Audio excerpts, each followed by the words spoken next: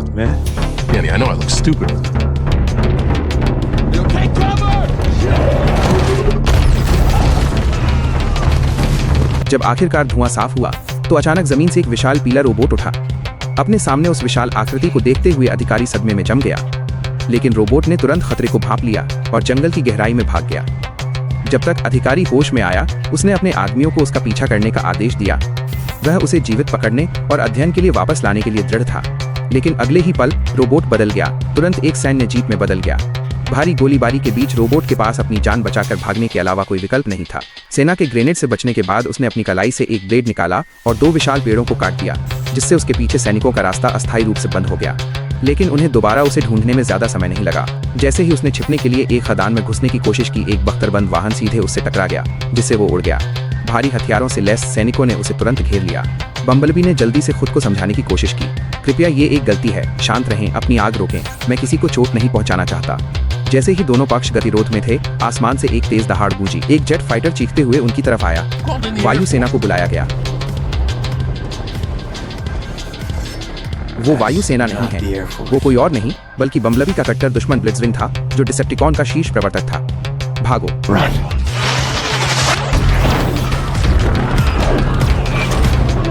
मानव सैनिक खत्म हो रहे थे। ब्लिट्जविंग ने फिर हवा के बीच में खुद को बदल लिया और बम्बलबी के साथ एक क्रूर लड़ाई में उलझ गया। एक शीर्ष स्तर का शिकारी था और दूसरा किस्मत के भरोसे लड़ने वाला योद्धा था। आपको लगेगा कि ये लड़ाई कुछ देर तक चलेगी, लेकिन ब्लिट्जविंग ने अपनी उड़ान के फायदे का इस्तेमाल करते हुए बम्बलबी को सीधे आसमान में खींच लिया। नाजुक पल में बम्बलबी ने अपने हाथ के ब्लेड को ब्लिट्जविंग के जेट थ्रस्टर्स के आर पार कर दिया और वे वापस नीचे गिर गए। लेकिन जैसे ही वे जमीन पर गिरे, ब्लिट्जविंग ने एक घूमने वाला ब्लास्टर निकाल लिया। भारी गोलीबारी करने के बाद उसने बम्बलबी को गले से पकड़ लिया। मुझे बताओ कि तुम्हारे दोस्त कहाँ छिपे हैं, मैं कभी नहीं बताऊंगा। क्या ऐसा है?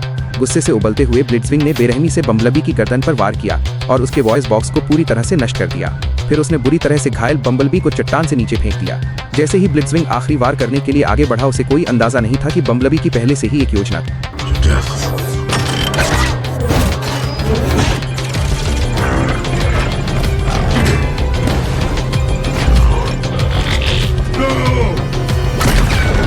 एक बहरे कर देने वाले विस्फोट के साथ बम्बलबी ने अपने दुश्मन को हमेशा के लिए मार गिराया। उसने लड़ाई जीत ली, लेकिन उसके मुख्य सिस्टम गंभीर रूप से क्षतिग्रस्त हो गए थे। यहाँ तक कि उसका मेमोरी मॉड्यूल भी बुरी तरह से खराब हो गया था। अपनी ऊर्जा समाप्त होने से पहले के अंतिम क्षणों में उसने खुद को छिपाने के लिए पास में एक पीली फॉक्सवैगन बीटल को स्कैन किया और गहरी नींद में चला गया। किसी ने कल्पना भी नहीं की होगी कि ये योद्धा, जिसने कभी ब्रह्मांड को हिला दिया था, पृथ्वी पर एक कबाड़ खाने में बैठा होगा जब तक कि एक लड़की नहीं आई और उसने भाग्य के पहिए को फिर से नहीं घुमा दिया। चार्ली को पहली नजर में ही इस खटारा कार से प्यार हो गया। यकीनन ये ऐसा लग रहा था जैसे ये टूटने वाला है, लेकिन वो फिर भी इसे देखने के लिए ड्राइवर की सीट पर चढ़ गई। अंदर धूल भरी हुई थी, लेकिन वो इससे ज्यादा उत्साहित नहीं हो सकती थी। उसके पास इसे खरीदने के लिए पर्याप्त पैसे नहीं थे, लेकिन कबाड़खाने के मालिक ने बिना कुछ सोचे समझे उसे ये दे दी। चार्ली इस छोटी पीली कार में चली गई, जो बमुश्किल एक साथ टिकी हुई थी। बाकी सभी के लिए इस तरह का कबाड़ खरीदना बिल्कुल पागलपन था, लेकिन उन्हें ये नहीं पता था कि ये कार हमेशा के लिए उसकी जिंदगी बदलने वाली थी। उस रात चार्ली ने अपने औजार लिए और उसे ठीक करने के लिए कार के नीचे खिसक गई। जब वो नीचे की तरफ अपनी फ्लैशलाइट चमका रही थी, तो उसने गलती से कुछ चालू कर दिया और कार के नीचे नीली आंखों की एक जोड़ी चमक उठी।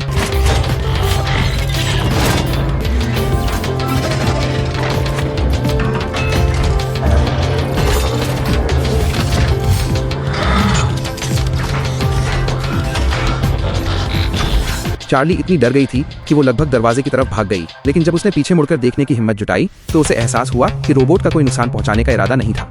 वो एक डरे हुए बच्चे की तरह कोने में शर्मीले ढंग से सिकुड़ा हुआ था। चार्ली, वो कैसी आवाज थी? कुछ नहीं, मैं ठीक हूँ माँ, आपको वापस सोने जाना चाहिए, सब ठीक है। वो आखिर क्या है? ये वो कार हमारे गैरेज में क्या कर रही है? एक डरा हुआ बच्चा। जैसा कि पता चला, जब बम्बलबी ने आवाज सुनी तो वो जल्दी से वापस कार मोड में बदल गया। यही कारण है कि चार्ली की माँ ने कुछ भी नोटिस नहीं किया। एक बार जब उसकी माँ चली गई, बम्बलबी फिर से बदल गया। चार्ली ने अपनी हिम्मत जुटाई और धीरे धीरे उसके पास गई, लेकिन जब बम्बलबी ने उसके हाथ में रिंच देखा तो वो डर के मारे पीछे लड़खड़ा गया। चार्ली ने इसे तुरंत समझ लिया, उपकरण को एक तरफ फेंक दिया और अपने हाथ ऊपर कर लिए, ये दिखाने के लिए कि उसका कोई नुकसान पहुंचाने का इरादा नहीं था। बम्बलबी ने उसमें दयालुता को महसूस किया और धीरे से अपना बड़ा सिर उसके हाथ की हथेली में रख दिया। इसने 2 पूरी तरह से अलग दुनिया के बीच एक अप्रत्याशित दोस्ती को जन्म दिया। इस बीच दूसरी तरफ 2 डिसेप्टिकॉन शटर और ड्रॉपकिक ने पृथ्वी तक अपना रास्ता खोज लिया था, लेकिन जब उनका सामना एक इंसान से हुआ तो उन्होंने तुरंत उसे अस्तित्व से मिटा दिया। फिर वे वाहन मोड में बदल गए और तेजी से चले गए। वापस बेस पर बर्न्स के सहयोगी ने उन्हें एक खुफिया रिपोर्ट सौंपी। उनके उपग्रहों ने पृथ्वी के वायुमंडल में प्रवेश करने वाली 2 अज्ञात वस्तुओं का पता लगाया था। सेना ने तुरंत उनके अनुमानित रास्ते पर बैरिकेड्स लगा दिए। मेरे दुश्मन कार्ड का पुराना खेल खेलते हुए डिसेप्टिकॉन्स ने पीड़ित होने का नाटक किया। उन्होंने B-127 नामक एक घातक भगोड़े का शिकार करने वाले अंतरिक्ष पुलिस होने का दावा किया। वे उसे ट्रैक करने के लिए मानव उपग्रहों का उपयोग करना चाहते थे। बर्न्स इसके सख्त खिलाफ था, लेकिन शीर्ष अधिकारियों ने एलियन तकनीक हासिल करने की उम्मीद में इस कहानी पर पूरी तरह से विश्वास कर लिया। इसलिए उन्होंने वैश्विक स्तर पर बम्बलबी की खोज में डिसेप्टिकॉन्स की मदद करना शुरू कर दिया। इस बीच जब चार्ली घर से दूर थी, बम्बलबी ने घर की खोज करके मानव जीवन को समझने की कोशिश की। उसने परिवार के कुत्ते को डॉगी दरवाजे से आगे पीछे निकलते हुए देखा और खुद उसमें से निकलने की कोशिश की। उसने थोड़ा ज्यादा जोर से धक्का दिया और पूरे दरवाजे को उसके कब्जों से ही उखाड़ दिया। वो घबराते हुए लिविंग रूम में तिरछा होकर घुसा, लेकिन उसके विशाल शरीर का मतलब था कि हर छोटी हरकत से कुछ न कुछ गिर जाता था। उसने टेबल पर सोडा का एक कैन देखा और उसे पकड़ने के लिए उत्सुकता से हाथ बढ़ाया, लेकिन वो अपनी पकड़ को नियंत्रित नहीं कर सका और कैन तुरंत कुचल गया, जिससे उसके पूरे चेहरे पर भूरा तरल पदार्थ फैल गया। बम्बलबी घबरा गया और उसने अपने हाथ पैर मारे, जिससे डाइनिंग टेबल पलट गई। इस सारी अफरा तफरी के बाद टीवी पर उसकी नजर पड़ी। वो देखने के लिए काउच पर बैठने ही वाला था, लेकिन उसके वजन के कारण नरम कुशन दब गए। फिर वो कॉफी मेकर की ओर बढ़ा। उसने ऊपर के डायल के साथ छेड़छाड़ की और फव्वारे की तरह कॉफी बाहर निकल आई। बम्बलबी ने रिसाव को रोकने की कोशिश की, लेकिन इसका कोई फायदा नहीं हुआ। घबराहट में उसने मशीन को उठाया और पावर कॉर्ड को दीवार से पूरी तरह बाहर खींच लिया। तभी उसका ध्यान दीवार पर लगे इलेक्ट्रिकल आउटलेट पर गया। स्वाभाविक रूप से उत्सुक होकर उसने अपनी धातु की उंगली सीधे उसमें डाल दी।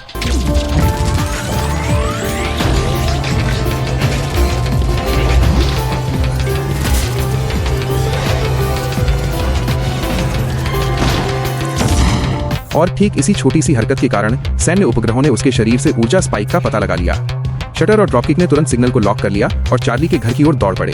उसी समय चार्ली घर आई और जब उसने अंदर पूरी तरह से तबाही देखी तो वो बिल्कुल स्तब्ध रह गई। लेकिन बम्बलबी के दोषी और दयनीय भाव को देखकर वो उसे डांटने की हिम्मत नहीं कर पाई। अपनी माँ और सौतेले पिता को पता चलने से रोकने के लिए चार्ली उस चलती फिरती आफत को जल्दी से घर से बाहर ले गई। तभी उसकी माँ संयोग से घर आ गई। जब उसने उस जगह की हालत देखी तो वो चार्ली पर भड़क उठी। चार्ली ने समझाने की कोशिश की, लेकिन उसकी माँ ने उसे एक शब्द भी नहीं बोलने दिया। दिल टूटने पर चार्ली ने अपने दोस्त को पकड़ा और बम्बलबी में सवार होकर निकल गई। लेकिन वे ज्यादा दूर नहीं गए थे कि बर्न्स और उसके सैनिकों ने उनका रास्ता रोक लिया। चार्ली की रक्षा करने के लिए बम्बलबी ने एक सेकंड के लिए भी संकोच नहीं किया। उसने उसे उठाया और पहाड़ी से छलांग लगा दी। वो वृत्ति रक्षा करने की यही बात बम्बलबी को वास्तव में इंसान महसूस कराती है। सबसे गहरे प्यार को किसी कारण की आवश्यकता नहीं होती है, यह आपके अस्तित्व के मूल में लिखा होता है। लेकिन सेना से बचने के ठीक बाद वे सीधे शटर और ड्रॉपकिक से टकरा गए। शटर ने एक ऊर्जा विस्फोट किया, जिससे बम्बलबी शॉकवेव से उड़ गया और चार्ली दूर जा गिरी।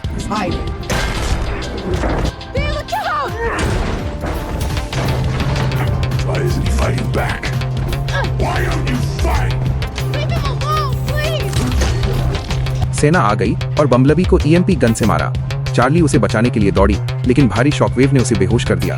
ठीक वैसे ही एक रक्षाहीन बम्बलबी को एक गुप्त सैन्य अड्डे पर ले जाया गया। चार्ली को बर्न्स द्वारा घर भेज दिया गया, जिसने उसकी मां को अपनी बेटी पर नजर रखने के लिए कहा और उन्हें चेतावनी दी कि वो एक युद्ध मशीन के साथ खिलवाड़ कर रही थी। चार्ली ने विनती की कि बम्बलबी खतरनाक नहीं था, लेकिन सेना की नजर में बम्बलबी एक युद्ध मशीन था और उसके माता पिता की नजर में उसकी जिद सिर्फ किशोरावस्था का विद्रोह था। कोई भी रुकने और सच सुनने को तैयार नहीं था। हार मानकर चार्ली अपने कमरे में गई और अपने पिता की एक तस्वीर को घूरती रही। उसके पिता के अलावा बम्बलबी ही एकमात्र ऐसा था जिसने उसे कभी ये एहसास दिलाया था कि उसका भी कोई परिवार है। इसलिए उसने अपने दोस्त मेमो को साथ लिया और बम्बलबी को बचाने का पक्का इरादा कर लिया। तुम भी यहाँ आ जाओ। एक गुप्त सैन्य अड्डे की धुंधली सीमा रेखाओं के भीतर बम्बलबी हवा में लटकी भारी जंजीरों से झूल रहा था। दोनों डिसेप्टिकॉन उससे बेरहमी से पूछताछ कर रहे थे और ऑटोबोट्स का ठिकाना उगलवाने की कोशिश कर रहे थे। लेकिन जब उन्हें पता चला कि उसका मेमोरी मॉड्यूल खराब हो गया है, तो गुस्से में आकर ड्रॉपकिक ने उसे जोर से लात मारी और उसे हमेशा के लिए खत्म करने ही वाला था। लेकिन ठीक तभी बम्बलबी के अंदर मौजूद होलोग्राफिक प्रोजेक्टर अचानक अपने आप चालू हो गया। हवा में ऑप्टिमस प्राइम का एक विशाल होलोग्राम प्रकट हुआ। फिर से संगठित होंगे, पुनर्निर्माण करेंगे और अपना घर वापस लेंगे, लेकिन हमें पहले शरण खोजनी होगी। तुम पृथ्वी की यात्रा करोगे। एक बार जब हम बाकी लोगों को इकट्ठा कर लेंगे तो हम भी तुम्हारे साथ आ जाएंगे। तुम्हें उस ग्रह की रक्षा करनी होगी। अगर डिसेप्टिकॉन्स ने उसे ढूंढ लिया तो हमारे लोग सच में खत्म हो जाएंगे। सुरक्षित रहना सिपाही। ये जानकर कि ऑप्टिमस प्राइम जल्द ही आने वाला है, दोनों डिसेप्टिकॉन्स को एहसास हुआ कि ये सभी ऑटोबोट्स को एक ही बार में खत्म करने का उनका मौका था। ऑटोबोट्स के प्रतिरोध को हमेशा के लिए मिटा देने का ये हमारा मौका है।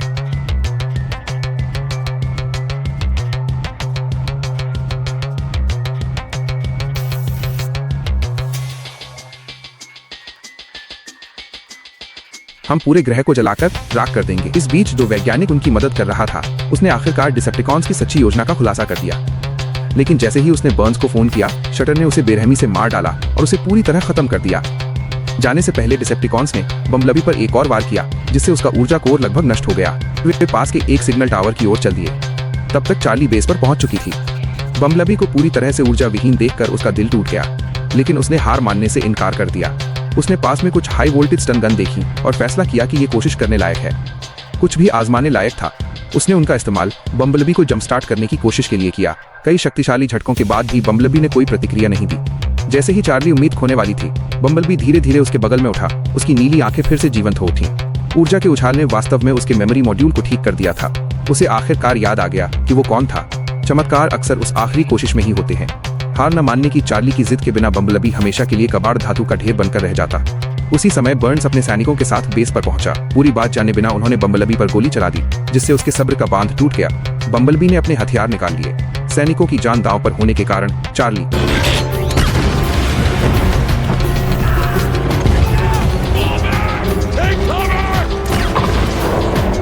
बम्बलबी को रोकने के लिए दौड़ पड़ी। उसे देखते ही बम्बलबी तुरंत शांत हो गया। उसे एहसास हुआ कि अभी प्राथमिकता डिसेप्टिकॉन्स को वो सिग्नल भेजने से रोकना था। इसलिए बम्बलबी कार मोड में बदल गया और वे चार्ली के साथ तेजी से निकल गए। शटर और ड्रॉपकिक पहले ही डिवाइस को चालू कर रहे थे। चार्ली को सुरक्षित रखने के लिए बम्बलबी ने उसे लड़ाई से दूर एक क्रेट के अंदर छिपा दिया। एक बार जब वो सुरक्षित हो गई, बम्बलबी ने अपने लक्ष्यों को लॉक कर लिया और उन्हें अपनी ऊर्जा तोप से मारा। ड्रॉपकिक टावर से नीचे उतरा और बम्बलबी के साथ लड़ाई में उलझ गया।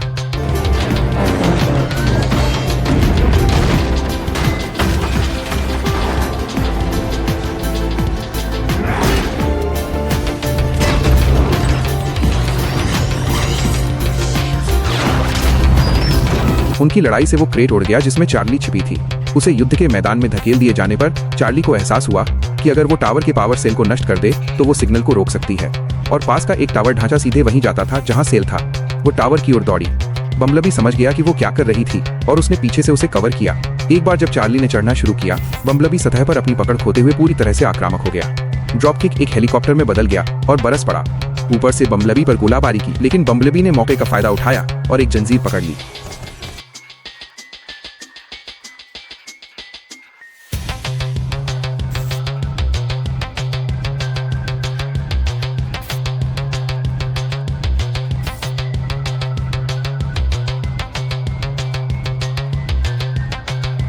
इस बीच बर्न्स हेलीकॉप्टर से वहां पहुंचा। अब डिसेप्टिकॉन की योजना से अवगत होकर उसने हस्तक्षेप करने की कोशिश की, लेकिन शटर ने उस पर मिसाइल से हमला कर दिया। जैसे ही उसका चॉपर नियंत्रण से बाहर होकर घूमने लगा, बम्बलबी ने ठीक समय पर एक बार फिर कदम बढ़ाया।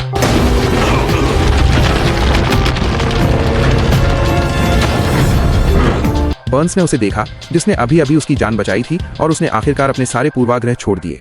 तब तक शटर ने चार्ली को टावर पर देख लिया था। जैसे ही शटर एक जेट में बदला और करीब आया, बम्बलबी ने उसे एक सटीक ऊर्जा विस्फोट से मारा, जिससे वो आसमान से नीचे गिर गया। दोनों एक भयानक लड़ाई में उलझ गए। इस बीच चार्ली ने टावर से पावर सेल को बाहर निकाल लिया। एक उग्र शटर ने सीधे चार्ली पर ऊर्जा तोप तानी, लेकिन बम्बलबी ने शटर को जमीन पर गिरा दिया। उनके बीच शक्ति का अंतर हालांकि बम्बलबी को पूरी तरह से कमजोर छोड़ गया। जैसे ही शटर आखिरी वार करने वाला था, बम्बलबी ने अचानक अपना हाथ उठाया और उनके पीछे बने बांध पर एक ऊर्जा विस्फोट किया। बांध टूट गया और पानी गरजता हुआ अंदर आ गया। बाढ़ के पानी पर एक विशाल मालवाहक जहाज उनकी ओर तेजी से आया। बम्बलबी, विनाशकारी प्रभाव और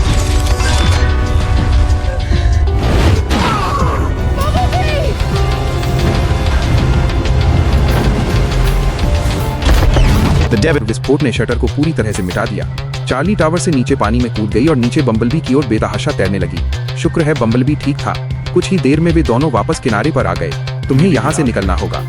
तुम्हारा क्या मतलब है? मेरा मतलब है मेरे दोस्त आ रहे हैं। वे उसकी तलाश कर रहे होंगे। धन्यवाद। धन्यवाद। बर्न्स को अलविदा कहने के बाद दोनों एक पहाड़ी की चोटी पर गए। बम्बलबी जानता था कि उसका मिशन अभी खत्म नहीं हुआ था। चार्ली की सुरक्षा के लिए उसे पीछे छोड़ना पड़ा। वो एक बिल्कुल नई कैमरों में बदल गया और हाईवे पर चला गया, जहां वो आखिरकार ऑप्टिमस प्राइम से फिर से मिला, जो अभी पृथ्वी पर आया था। पूरी फिल्म देखने के बाद जो बात मेरे जहन में सबसे ज्यादा रहती है वो है सुरक्षा का ये विचार। बम्बलबी की पहचान उसका ठंडा साइबरट्रोनियन पदनाम नहीं है, B127। ये वो तरीका है जिससे वो रात के अंधेरे में अपने घावों को छिपाता था, अपने हथियारों को अंदर रखता था और एक कोने में सिकुड़ जाता था, सिर्फ एक लड़की को सुरक्षा का एहसास दिलाने के लिए। ये कहानी सिर्फ दुनिया को बचाने के बारे में नहीं है, यह बड़े होने, ठीक होने और अपना साहस खोजने के बारे में है। ये हमें याद दिलाता है कि इस जटिल दुनिया में भले ही आप एक पुरानी खटारा कार की तरह महसूस करें जो टूटने वाली है, भले ही आप खुद को धूल से ढका हुआ और सभी के लिए अदृश्य महसूस करें, जब तक आपके अंदर प्यार है और किसी के लिए खड़े होने की इच्छा है, आप सितारों के पार फैली उस रोशनी में अपने नायक वाले पल को पालेंगे। दोस्तों, अगर आपको इस बेहतरीन फिल्म की कहानी और हमारा समझाने का अंदाज पसंद आया हो तो वीडियो को लाइक जरूर करें। सिनेमा की ऐसी ही और भी कमाल की कहानियों और शानदार मूवी एक्सप्लेनेशन के लिए हमारे चैनल फिल्मी टैगलाइन को अभी सब्सक्राइब करें। और हाँ, हमारी कोई भी नई वीडियो आपसे मिस न हो जाए, इसके लिए बेल आइकन दबाना बिल्कुल न भूलें। आपको इस फिल्म का कौन सा सीन या किरदार सबसे अच्छा लगा, हमें नीचे कमेंट करके जरूर बताएं और अपने दोस्तों के साथ भी ये वीडियो शेयर करें। मिलते हैं अगली शानदार फिल्म के साथ, तब तक के लिए सिनेमा का मजा लेते रहें।